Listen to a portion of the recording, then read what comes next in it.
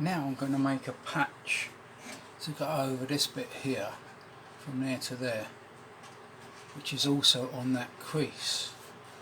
And I'm lucky that the other side is intact, and I measured it, and it's actually a 5.5mm step, quite a bit bigger than this outside one. So I made some bigger swaging tools, but unfortunately when I put this on the press, because it went all crooked and it didn't work, and it ended up bigger than 5.5mm. So I've ditched those, and this is the actual bit that I bent up at work, and I've actually straightened it, and now I've got that step to 5.5mm. This is the passenger side, and this is the bit I'm trying to recreate. So putting that on there, to me, it's not perfect, but that's okay. So all I've got to do now is create this radius around here and fit it in on the other side. I used this profile gauge, pushed it on the radius in there, that's the radius of it, and I've bent it basically by hand, by putting this in the vice jaws like here, but loosely, and then just hitting it with my hand until I've got the correct radius.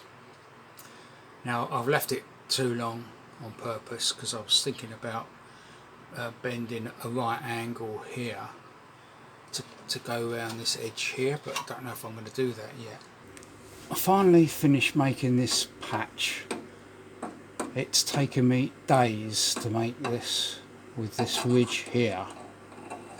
I've also put a new bit on here because this was rusty, and I've also repaired the hole up here where the wing bolts through. I will show a photo of that.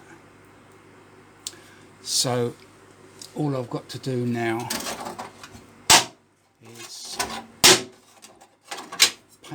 paint here, which is the outside skin, all up there as much as I can, and then weld this on. And this is what I've ended up making. And as you can see, I've made that step a little bit smaller than it was originally that I made at work. I've actually made that by hand by putting it in the vise and bending it over.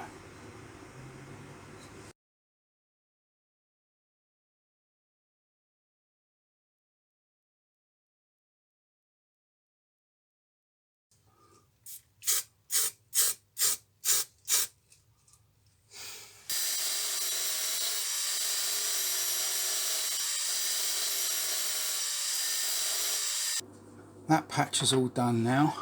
I've wired all the way around here and up into the corner. There's minimum clearance under here, and I'm not going to weld along there because it wasn't welded originally, but I will be sealing it with seam sealer, and I will be sealing all around this area where the bumper bracket comes through, because I believe that the water gets in there, and that's what rusts these cars away along the rear box section. Next thing is to just put 2 coats of weld through primer and a couple of coats of brush on red oxide, and that's finished. My next task is to try to straighten this boot floor here, because I can feel it undulating there. It's distorted, and the reason it's distorted is because many years ago I welded inside the boot in the corner with oxyacetylene and got it too hot, and the heat has distorted this boot floor.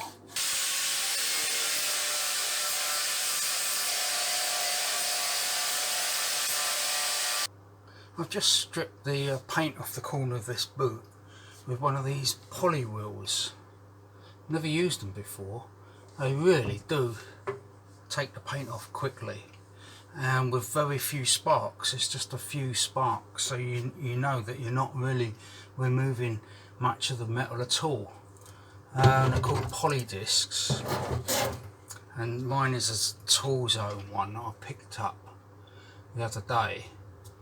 Yeah, and I would recommend it if you've never used one and you needed to get some paint off. This is an option rather than paint stripper. Very, very quick. This one, you can't compress it, but I think there may be some softer ones available. I'm not too sure. But yeah, very good. Right, I've got two massive high spots here. Now, I follow a guy on YouTube called Trevor Hatton, and he's a wizard when it comes to metal shaping.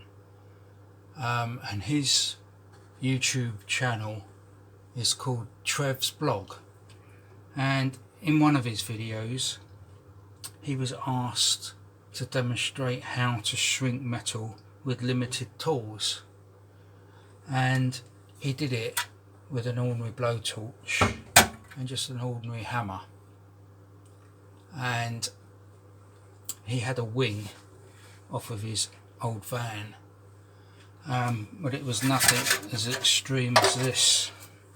So you can see this high spot is very high, and there is very high in this area, and he heats the area up, not red hot, he heats it up, and then he hits it down with the hammer. And the theory is that the hot area is more malleable than the cool area around it. So as he's hitting it down, it tends to make the metal thicker in this area because it has nowhere to go, and it compresses the metal in the hot area and leaves the cold outside alone, and he's able to actually get the high spot down. And that's what I'm going to attempt to do now.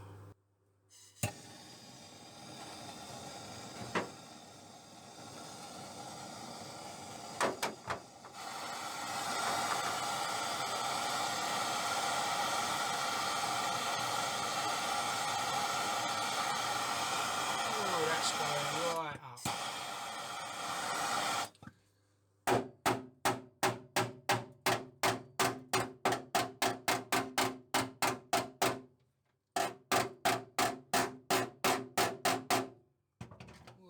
Frightening, that went right up, but it has gone down. I should have got a wet rag.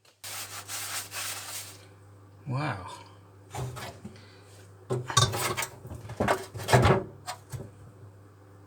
Yeah, that's quite impressive. I think it has gone down. There's a big dent where I first hit it.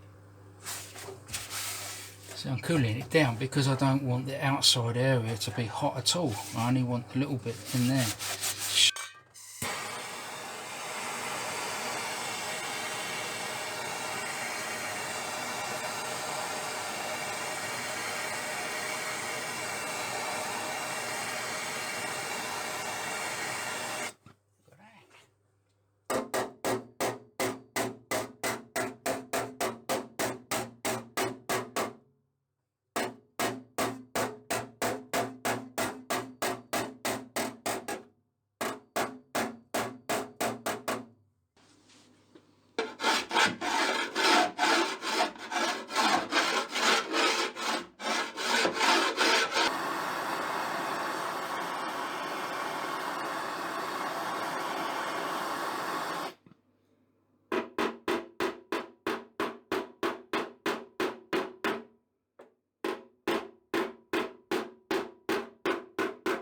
Right, I've panel beated this section of the floor.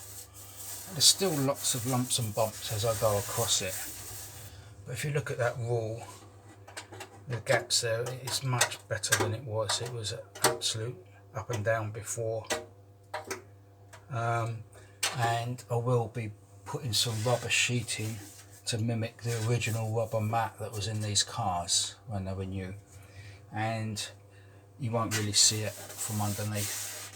either. So the next thing is there's a rust hole there, and I think there's a little pinhole somewhere around here as well. It's there, one there, and there's a little corner missing here, and there's a big gap under there. So I've drilled some holes under there so that I can push it back and plug weld it back to this here, this section, this side here. And I will be trying to grind this weld down and make it a bit tidier than it is, because it's absolutely horrible at the moment. Oh, and there's a little hole there. I've just realised that's another job there. So that's my next task to do. I won't be showing that, I'll just show the end result, I think. I've put several coats of that brush on paint, and in between each coat I rubbed it down to make it a bit smoother, and I'm relatively pleased with that. And when I run my hand along there, it doesn't feel too bad. I've done the same underneath, and I will take a picture of that and just post that on.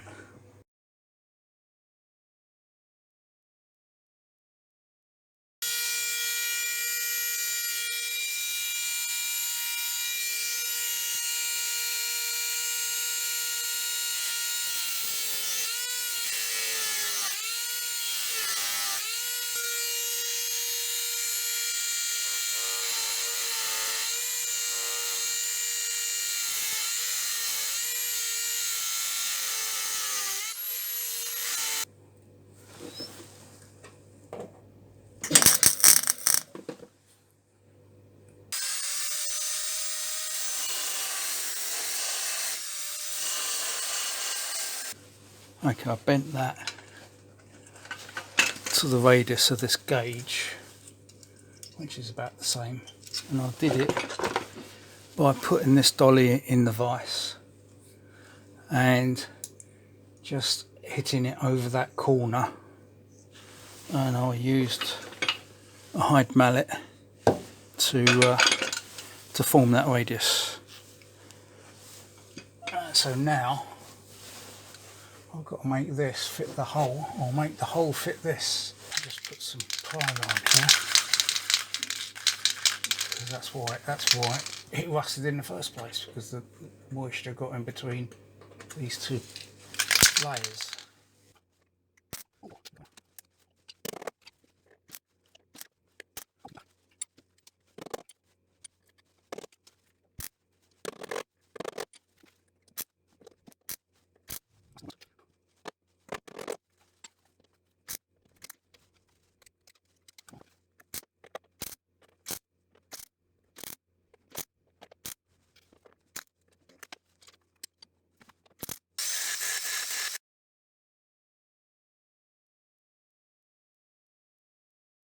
There's a hole in there, but obviously this part is all going to be replaced, because I've got a new jacking point that goes right up to there. So I might just leave this hole until I start doing the next video, which will be replacing this.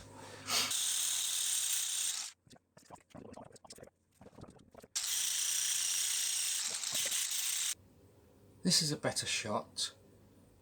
This is the seal, and this is where the driver's side rear wing bolts on.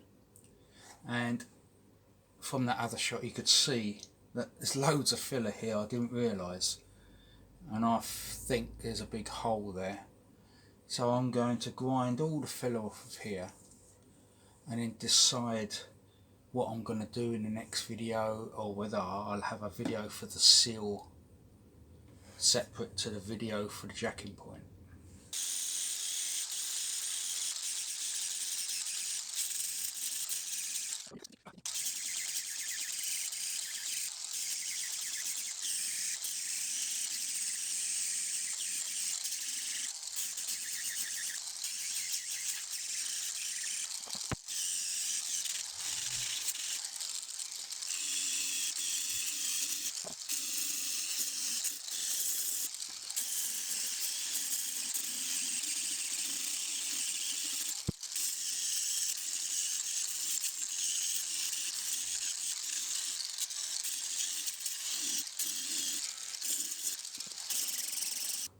Right, I've stripped all the filler off back to there, and it seems there's no more filler, and that's all good metal up here.